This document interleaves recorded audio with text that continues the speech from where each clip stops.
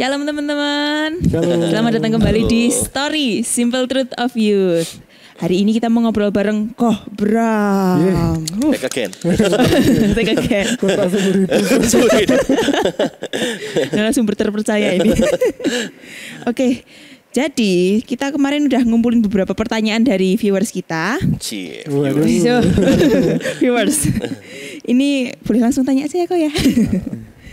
Yang pertama, generasi itu apa sih? Tuh, berarti ini ngomongin tentang generasi ya? Iya. Wah, gitu. Ngomongin tentang Seru, generasi. seru. Lebih jelasnya kalau kita nyebutin generasi itu tuh sebatas angkatan atau gimana lebih spesifiknya? Tadi sempat sih mungkin cari-cari info ya, generasi itu apa sih yang paling simpel lah. Generasi itu sekumpulan orang yang hidup di tempat yang sama, di waktu yang sama, same place, same time, gitu loh. Nah, memang batasan satu generasi itu berapa tahun gitu kan? Sebenarnya susah sih sebenarnya dibuat satu rumusan. Kalau di Alkitab satu generasi itu 40 tahun. 40 tahun. 40 tahun. Berarti itu masih generasi ya, Go? Masih. Saya hampir cabut nih. Satu generasi 40 tahun. Tapi dengan seiring zaman, sekarang kalau teman-teman tahu ada namanya generasi baby boomers. Generasi X, generasi Y, Z, sekarang Alpha, ya kan? Nah, itu semakin lama durasi generasi itu akan semakin pendek. Ya, saya nggak tahu nanti bisa setahun atau tapi nggak mungkin agak setahun ya.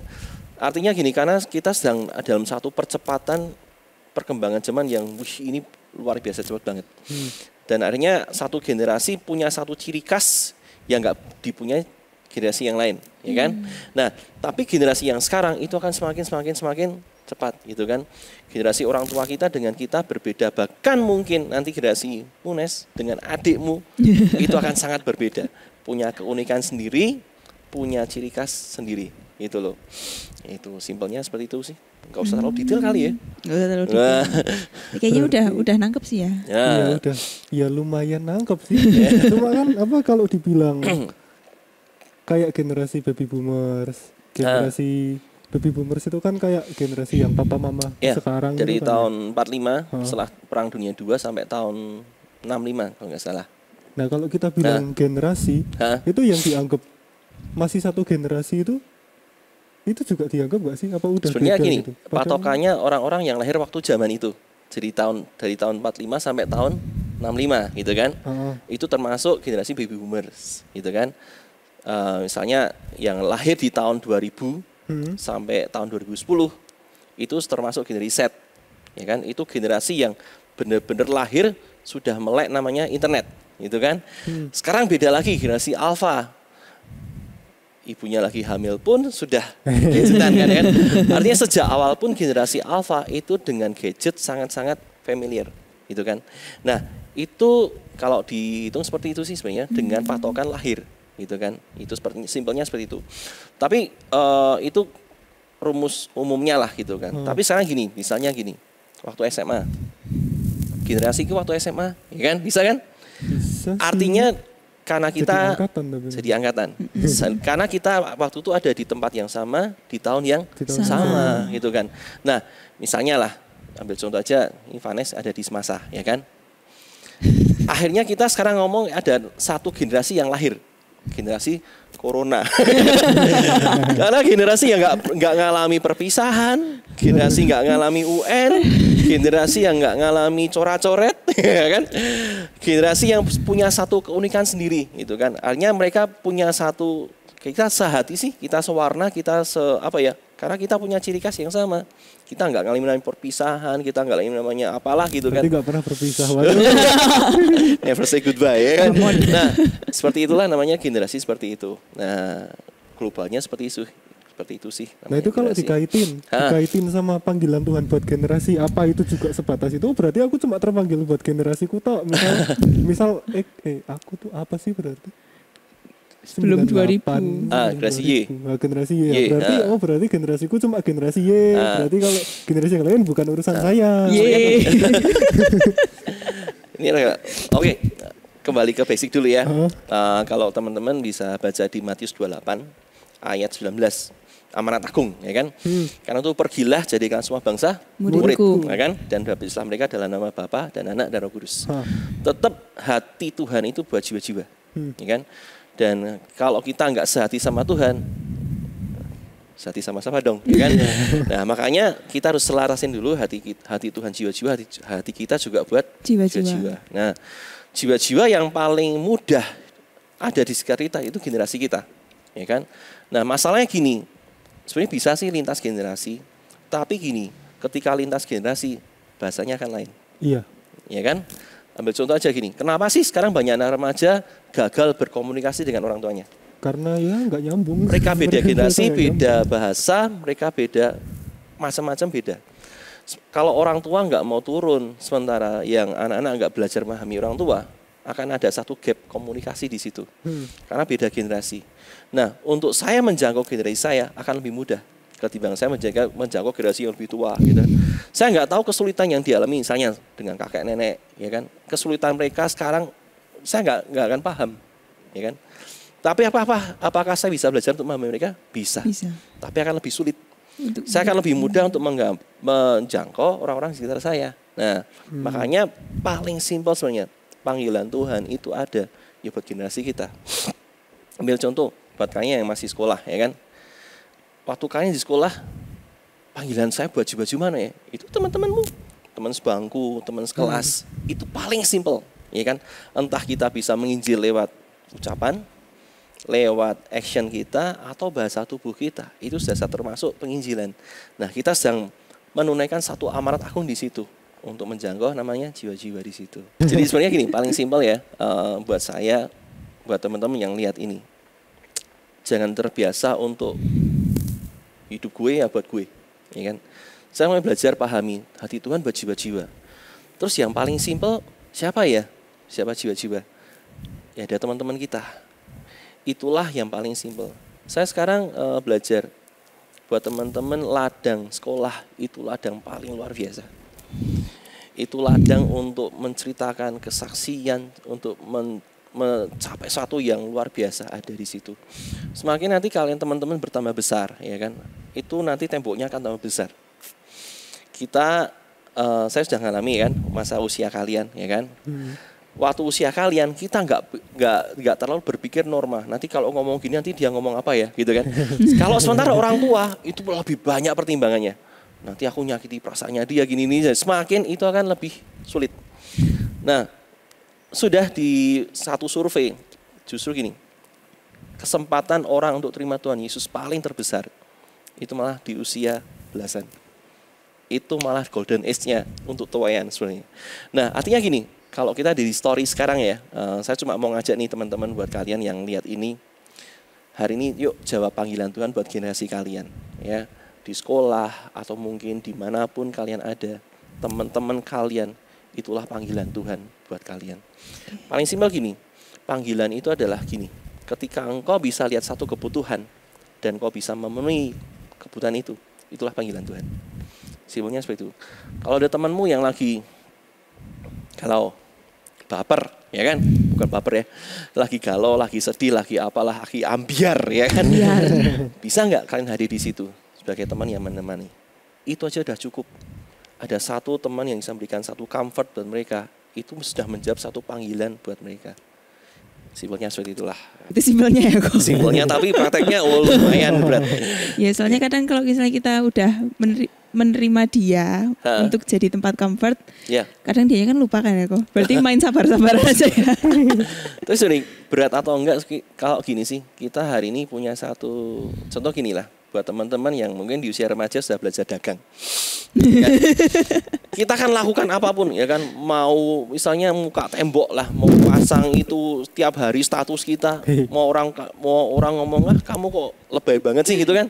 Gak masalah, karena kita punya satu tujuan, hati kita di situ, ya kan.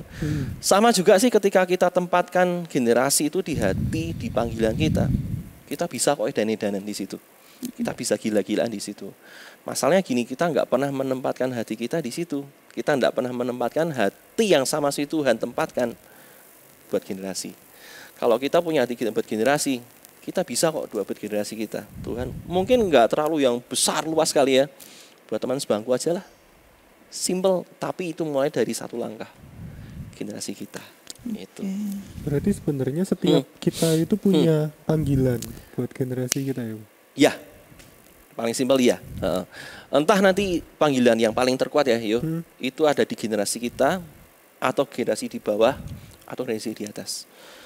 Contoh gini, teman-teman seangkatan saya, ada mereka yang terpanggil lebih kuat untuk menjangkau generasi yang di bawah.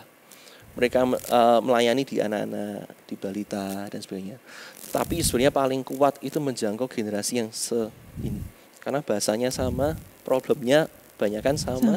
Ya kan? Iya. Sementara kalau anak-anak, misalnya contoh ya, kita menjangkau buat anak-anak balita gitu kan, atau balita atau yang masih TK, SD gitu kan. Kita kan belajar sekarang, sekarang mereka lagi senang apa ya, gitu kan? Ya kan, kita nggak tahu. Tapi kalau seangkatan saya, tahulah paling cuma ini, ya ngobrolnya juga seputar itu, gitu kan? Kita nggak terlalu banyak effort di situ, gitu loh. Paling simpel di situ sebenarnya. Oke. Wajib nggak sih kok? Kenapa kita harus merhatiin generasi kita gitu? Nah, kembali lagi ke tadi poin yang pertama. Iya. Kalau hati Tuhan itu buat jiwa-jiwa.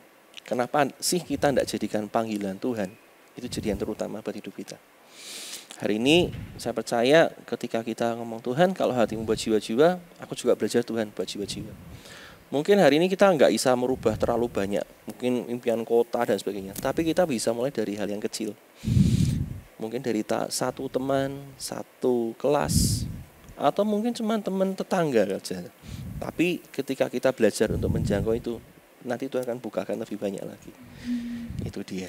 Tapi itu kadang-kadang kita malah jadi membatasi diri kita gitu, kayak hidupku aja belum bener, ngapain ngurusin hidup orang lain. Tips and triknya mungkin hidup saya saja. Nah, ini dia yang jadi karena gini, kebanyakan fokus kita itu hari ini dunia sama setan ya. Itu sudah men-switch plus lah. Dunia dan setan lah dan apalah. Itu sudah men-switch kita untuk fokusnya bukan lagi ke panggilan Tuhan, tapi ke kita. Jadi sekarang apapun yang tuh dunia tawarin itu juga buat kita, ya kan? Jadi saya lulu gue, itu kan. Artinya kita diajari untuk punya satu ego yang sangat tinggi banget, ya kan? Nah, hari ini kenapa sih kita harus merhatikan orang lain? Saya juga gak beres gitu kan. Tapi uniknya di situ. Ketika kita belajar merhatiin orang lain, kita belajar melepaskan, sudah masalahku di belakang Tuhan, aku mau coba dengerin masalah orang lain. Seringnya Tuhan malah campur tangan di masalah kita. Dan masalah kita nanti kok tiba-tiba kok bisa beres ya gitu kan. Justru gini, saya malah punya kesempatan ketika kita belajar untuk memahami orang lain, itu malah kita punya satu ilmu yang lebih besar lagi, ya kan? Contoh gini, saya punya masalah A, Yohanes punya masalah B, punya masalah C ya, Nes. Kalau saya fokus cuma masalah saya cuma akan expert di A. Benar nggak? Benar. Tapi kalau saya coba belajar, yo kamu punya masalah apa sih? Gini kok ini gitu kan? Masalah skripsi kok. Gitu. Dan yang itu saya nggak katakan, ya kan? Nah, saya akan punya satu skill juga untuk mengatasi masalah B, masalah C juga. Dan tiba-tiba suddenly saya juga, loh, kok saya jadi orang yang kaya ya? Saya lebih punya kemampuan, saya punya lebih banyak kapasitas. Makanya hari ini sekian kapan ya? Yang kemarin ya kayaknya, yang bisa minder itu. Iya. Nah, makanya hari ini dorong teman-teman jangan jadi orang minder. Orang minder akan punya satu limit. Dia tidak akan bisa berkembang lebih jauh. Buru-buru ngomongin generasi, ya kan? Dia nggak akan bisa orang minder itu ngomongin tentang generasi, ya kan? Makanya hari ini orang-orang yang benar-benar punya satu kapasitas belajar mengembangkan diri untuk menjangkau generasi, jangan jadi orang minder. Ayo belajar coba. Tapi aku nggak bisa ngomong banyak, nggak masalah kok, gitu kan? Terkadang untuk menemani orang, apakah butuh ngomong banyak? Enggak juga. Enggak sih. Kadang cuman ada duduk di sampingnya, ngobrolin sedikit aja.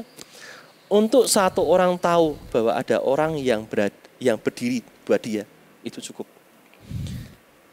Simple as that. Berarti tanda kutip masih kaitan yang kemarin juga ya, kalau misalnya kita minder, kita minder tuh jadi limited. Kalau misalnya kita nggak minder, bisa shine-nya limitless. Wah, amin. Keren nih. Benar, sehari-hari gini, orang yang minder dia buru-buru bisa menjawab panggilan Tuhan ya. Untuk dia menjawab kebutuhannya dia sendiri pun dia gagal sebenarnya. Makanya sebenarnya orang minder itu butuh dikasihani sebenarnya. Untuk orang-orang berani mengeluarkan dia dari keminderan.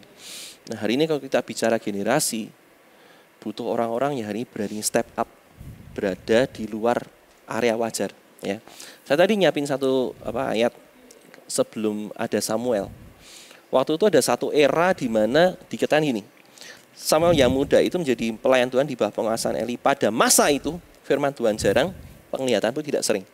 Jadi ada satu generasi yang nggak pernah mengalami firman Tuhan, generasi yang nggak pernah mengalami penglihatan Tuhan. Dan tiba-tiba suddenly Tuhan munculkan Samuel di situ. Nah hari ini pun sama sih sebenarnya. Kalau kita belajar ya, generasi kita sedang kekurangan apa sih, gitu kan? Makanya hari ini butuh orang-orang yang punya berani bertekuk lutut di depan Tuhan, berdiri buat generasinya. Tuhan, apa yang bisa saya jawab untuk generasi saya? Nah, makanya hari ini saya percaya butuh Samuel-Samuel yang seperti ini. Di mana ada satu kondisi, di mana ada satu kekosongan, generasi yang baru ini bisa mengisi kosongan itu. Contoh itu ya. Nah, namanya? Kalau bicara melakukan hal buat generasi, menjawab kebutuhan gitu kan ya, Bu. Nah, yang sering susah tuh di sini loh. Kalau misal teman-teman seumuranku gitu, ditanya nih, kamu lagi kenapa? Nggak apa-apa. Butuh apa? Nggak butuh apa-apa. Cewek banget. Butuhnya apa? Kamu kayak kasarannya tuh ditanya, terus kamu ngapain ke gereja? Ya ke gereja aja. Ya, sebenarnya hari ini kita sedang berurusan dengan ini sih, generasi cuek, ya, generasi masa bodoh, generasi yang apatis, dan juga sebenarnya gini, generasi yang merasa dia itu orang paling malang, nggak ada orang yang ngertiin aku, nggak ada orang yang pedulin aku, gitu kan. Nah sebenarnya untuk ini kembali ke berapa ya, saya lupa. Makanya dibutuhkan namanya membangun hubungan tuh nggak mudah. Kalau kita mau jadi orang-orang yang menjawab satu generasi, itu dibutuhkan satu waktu, dibutuhkan satu proses, dan itu bukan satu yang instan. Akan ada satu masa di mana kita tuh bergulat ya kan, untuk kita tuh menjawab satu generasi. Saya ingat ketika SMA ya kan, long time ago, long time ago, enggak juga sih. Sebenarnya waktu itu ada satu teman sebangku saya, dia itu nggak naik kelas. Kalian bisa bayangin ya, orang yang nggak naik kelas tiba-tiba turun kelas, nggak kenal siapa-siapa, rasanya gimana? Dan waktu itu saya orang yang inferior juga, minder juga, gabunglah orang minder dengan orang minder, ya kan? Ceklak, ya kan? Karena dia juga nggak tahu mau sebangku dengan siapa. Saya juga orang yang nggak terlalu familiar, populer lah gitu kan. Jadilah orang yang nggak populer dengan orang yang inferior, gabunglah. Tapi luar biasa sekian bulan ngobrol-ngobrol dan akhirnya tiba-tiba di satu titik ada satu peristiwa yang mengejutkan. Teman sebangku saya bilang, Bram, aku pengen ke gereja ya. Saya bisa shock banget. Kok bisa? Ya sih. Wah, dengan antusias dong. Besoknya ke gereja. Dan luar biasa next week, aku bisa baptis kapan ya? Wah, itu membuat sukacita lebih banget. Dari satu benih ini, saya cuma ingat luar biasa ya. Teman sebangku bisa ditobatkan tuh. Apakah saya menginjili kamu harus bertobat? Enggak juga tuh. Tapi ketika jadi teman buat dia, it's enough. It's enough, gitu kan. Dan akhirnya Tuhan yang mengetuk sendiri dan prosesnya Tuhan lalui. Tapi itu bukan satu yang satu hari jadi enggak, yuk. Proses seminggu jadi enggak juga, sebulan jadi enggak juga. Walaupun awalnya sama-sama minder. Sama-sama minder. Tapi akhirnya kami belajar membuka diri. Dia juga mulai blend in dengan kelas, ya kan. Saya juga mulai belajar, ternyata dia tuh orangnya konyol banget, ya kan. Dan saya mulai belajar juga guyonannya dia kayak apa, gitu dan sebagainya. Dan sama-sama muka cangkang lah, gitu kan. Dan kami belajar di situ mewarnai kelas kami dengan warna yang baru. Itu. Berarti sebenarnya buat kita menjangkau generasi itu juga diperlukan kita tuh keluar dari zona nyaman gitu ya, Bu? Iya banget. Gak mungkin kita masih di dalam cangkang mau berusaha menjangkau yang di. Iya banget. Contoh lah sekarang generasi kita itu kan generasi yang gadget banget, ya kan. Ini jadi kadang jadi tempat pelarian, ya kan? Kadang jadi tempat cari uang. cari uang. Apapun lah kita ke sini, ya kan, ke gadget kita. Nah, kalau kita mau menjangkau orang, bisa nggak lewat gadget? Ya bisa sih. Bisa. Tapi yang paling efektif ya gini, one on one, kumpul mata ke mata, kita ngomong, kita dengar. Nah, untuk kita ke situ, apakah ada harga yang dibayar? Oh iya, ya kan? Kita harus belajar benar-benar untuk ngeluarin kenyamanan kita. Letak ini HP, ya kan, sekian jam nggak megang HP, mungkin tangan sudah gatel gitu kan. Tapi disitulah prosesnya sih. Kita mau belajar untuk sacrifice, kita mau belajar untuk bayar harga untuk jangkau mereka. Gitu.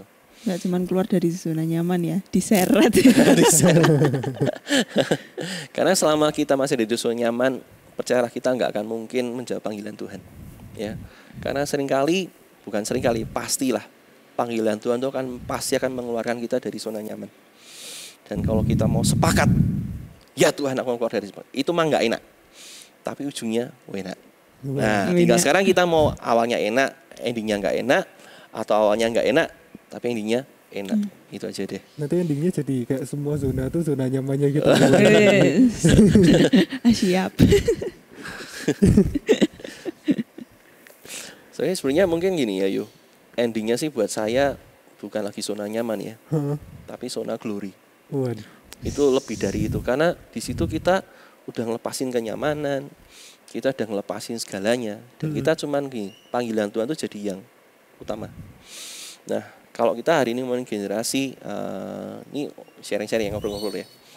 Hari-hari ini kan ada lagi yang heboh nih, viral. Nggak tahu pada tahu nggak ya? Ada seorang influencer, YouTuber, seorang beauty vlogger, ya kan, diwawancara tentang corona, ya kan. Nah, dia keceplosan kalau dia itu nggak pernah peduliin tentang kesehatan, ya kan. Dia nggak pernah pakai masker dan sebagainya. Akhirnya dia dihujat macam-macam. Hari ini saya baca subscribernya turun banget, ya kan. Dan dia sampai membuat satu permintaan maaf sampai nangis-nangis segala, ya kan. Tapi sekarang gini, untuk kita tuh menjawab panggilan generasi, butuh orang seperti Samuel. Dia tuh seorang influencer. Dia tuh seorang yang ternyata dari Alkitab ada influencer ya. Orang-orang yang berani gini memberikan pengaruh, ya kan. Akhirnya gini, kita mau warnai yuk. Makanya gini yuk, yang paling simpel ya. Kalau kita mau jawab panggilan generasi, kumpulin orang-orang yang punya hati yang sama. Kumpulin orang-orang yang punya impian yang sama. Mungkin awalnya nggak akan sama, tapi ketika kita share, mereka juga punya satu impian, mereka juga punya satu apa ya yang bisa kita lakukan buat generasi kita. Dikumpulin, kita share hati juga gitu kan. Di satu titik bertindak bareng-bareng. Wah, itu luar biasa banget. Makanya hari ini sebenarnya dibutuhkan satu kolaborasi, collab. Collab antara orang-orang yang bersedia untuk meletakkan hidupnya buat generasi. Kita nggak bisa bekerja sendirian sekarang, ya kan? Nggak akan bisa kita mati-matian bergenerasi seorang diri. Dibutuhkan orang-orang di samping kanan, di samping kiri untuk berjuang bareng-bareng. Dan satu titik, apa sih? Contoh ya, kalau pemimpin A, aku pengen warnai generasi dengan merah. Pemimpin B, aku pakai biru, ya kan? Itu nggak akan pernah nyambung. Makanya butuh orang-orang yang punya hati yang sama untuk mewarnai generasi. Terus ini nih kok. Sekarang bicara tentang aksinya ya. Ya, aksinya. Apa yang bisa kita lakuin sih buat memenuhi panggilan Tuhan ke generasi kita? Ya. Kalau tadi Kobram contohnya sama teman sebangkunya, mungkin bisa diceritain juga lebih detailnya. Kobram blend in-nya tuh gimana? Atau mungkin kalau paling dekat ke orang tua, karena kadang sekarang nih orang tua sama anak nih malah kadang ortunya yang introvert senyum di belakang tapi kadang senyum di depan tapi kadang nangis. Itu sesuatu. Yang pertama dulu ya, mungkin ke satu generasi lebih muda ya. Waktu itu saya cuma ingat sih dari satu pertemanan itu ngobrol, guyon, lama-lama janjian main PS ya. Sekarang masih ada PS ya? Masih eksis. Masih cuma PS1 tuh masih. Akhirnya dari situ sih timbul satu rasa nyaman buat dia. Dan waktu itu saya nggak tahu sih tiba-tiba dia bisa nyeletuk itu. Tapi saya ingat waktu itu di SMA saya memang terjadi satu revival, ya, satu kebangkitan rohani. di mana ada sekian dari belas sampai ratus teman-teman siswa tiap pagi doa. Buat saya itu wow banget, dan buat saya itu satu generasi yang berbeda, gitu kan. Nah, saya ingat dari satu itu dimulai dari satu orang yang punya mimpi, pemimpin saya, dia share sama 6 orang, salah satunya saya. Tapi akhirnya saya hilang waktu itu, saya nggak kuat karena dengan sebagainya lah. Saya nggak bisa ceritain detail kapan-kapan ya. Iya. Nah, tapi akhirnya join again, ya kan. Tapi di situ saya mulai melihat namanya lawatan tuh kayak apa. Dari orang-orang yang brengsek, dari orang-orang yang tahulah kenakalan anak SMA kayak apa. Tiba-tiba mereka diubahkan 180 derajat. Mereka dari orang yang perokok, dari orang yang biasanya tawuran, ya kan, tiba-tiba bisa tiap hari ke gereja. Itu kan bertolak belakang banget gitu kan. Tapi jadi satu generasi yang wow banget. Bahkan sampai ada 2 teman saya yang diseleksi untuk masuk solusi. Tahu enggak solusi? Acara solusi itu memang tayangnya dini hari sih. Tapi solusi itu ada di TV ya, kalian nggak tahu. Itu khusus acara khusus Kristen, ya kan? Yang memang sebenarnya solusi itu buat orang-orang yang dulunya rusak, tapi tiba-tiba diubahkan Tuhan. Tiba-tiba teman saya bisa karena mereka punya satu background yang benar-benar rusak, ya kan? Nah, dari situlah mereka mulai dipanggil dan sebagainya. Dan buat saya hari ini sampai sekarang masa itu menjadi masa yang luar biasa. Karena satu generasi, biarpun tidak bisa semua ya, tapi sebagian besar di situ dilewat Tuhan. Nah, buat saya aksinya tetap satu ya, buat teman-teman kalau bersedia bayar harga, mau nggak mau itu. Sekarang gini, rela nggak teman sebangkumu satu saat nanti masuknya neraka? Rela nggak teman yang kamu kenal nanti ujungnya dari satu titik nadir rusak? Mungkin nggak ekstrim ya tentang neraka dan sebagainya. Tapi gini, ketika nanti kita bicara 5-10 tahun lagi, where are they? Di mana mereka? Buat saya itu lebih krusial. Kalau hari ini ya, teman yang paling brengsek, atau mungkin teman deket tapi hidupnya enggak karuan, cara pacarannya enggak bener, ya kan? Contoh sekarang gini lah, kita hari ini mau create satu generasi yang hidup kudus. Susah enggak? Susah. Wah, susahnya minta ampun. Tapi hari ini kalau kita mau benar-benar bergandeng tangan, bisa enggak? Bisa. Artinya munculkan satu generasi yang kudus menggantikan generasi yang cemar. Contoh di sekolah, yang nyontek lebih banyak enggak daripada yang enggak nyontek? Jelas. lebih banyak yang nyontek, ya kan? Nah, hari ini bisa enggak munculkan satu generasi yang benar? Satu angkatan yang hari ini memegang kebenaran, aku enggak akan nyontek. Karena itu perbuatan mencuri, misalnya gitu kan. Itu enggak mudah, tapi bisa ditindak bisa. Nah, buat saya sih paling simpel, mulai deh temuin satu orang yang kira-kira orang ini punya pemikiran yang sama. Orang yang paling enggak punya hati yang sama. Share, aku punya impian gini ya, kira-kira bisa enggak ya? Gitu kan. Kalau dia mau sepakat, ambil. Share lagi. Saya ingat dulu ketika SMA, dimulai dari 1 orang yang share, hanya ke 6 orang, ke 15 orang. 15 itu stuck sampai 7 bulan. Tiba-tiba 7 bulan 20, 30, 40 del sampai 100. Di ujung kami lulus SMA itu masa yang besar banget. Ya, itu kan. Nah, buat saya itu sih dimulai dari situ dulu, dari 1 orang. Makanya ada satu statement, one man can make a difference. 1 orang bisa membuat perubahan, 1 orang bisa membuat perbedaan. Itu tadi apa nih? Yang ortu sih sebenarnya, tapi ya? udah kecakup sih sebenarnya. Udah kecakup ya? Kecakupnya di mana? Kecakupnya di mau berkorban. Walaupun tadi juga disebutin ada masa-masa stuck gitu ya 7 bulan ya. Kayak ada masa stuck. Ada. Ya. Itu masa-masa nggak mudah. Jadi apa ya? Kita kalau bicara ngomongin generasi, kita bukan ngomongin lari jarak pendek. Itu ngomongin lari jarak jauh. Maraton. Nafas kita harus panjang, stamina kita harus kuat banget. Nah, makanya kita nggak bisa lari sendirian. Nggak bisa. Sekarang pun bukan lagi model superhero sendirian. Makanya sekarang model Avengers, ya kan? Mereka collab, ya kan? Kolaborasi bareng-bareng. Karena ketika mereka bersama-sama, mereka bisa mencapai satu tujuan yang lebih besar di situ. Oke, itu deh. Oke, ada pesan gitu. Pesan terakhir, oke. Satu yang terakhir ya. Sebab Daud melakukan kehendak Allah pada zamannya. Ini di Kisah Rasul. Artinya gini, ketika Daud lahir dan Daud hidup, dia tuh melakukan kehendak Allah pada generasinya. Hari ini buat teman-teman yang menonton ini, melihat ini, satu pesan saya, temukan kehendak Allah buat hidup kalian. Coba jangan mulai pandang diri kalian sendiri, aku yang nggak berguna, aku yang gini ngenes banget ya kan. Tapi hari ini coba mulai belajar, Tuhan, teman-teman di sekitarku apa yang bisa aku isi, ya kan? Mungkin buat satu orang, ini juga buat ortu, ya kan? Kalau hari ini teman-teman yang lagi ngalami gap komunikasi dengan orang tua, jangan tunggu orang tua untuk berubah, karena percayalah susah.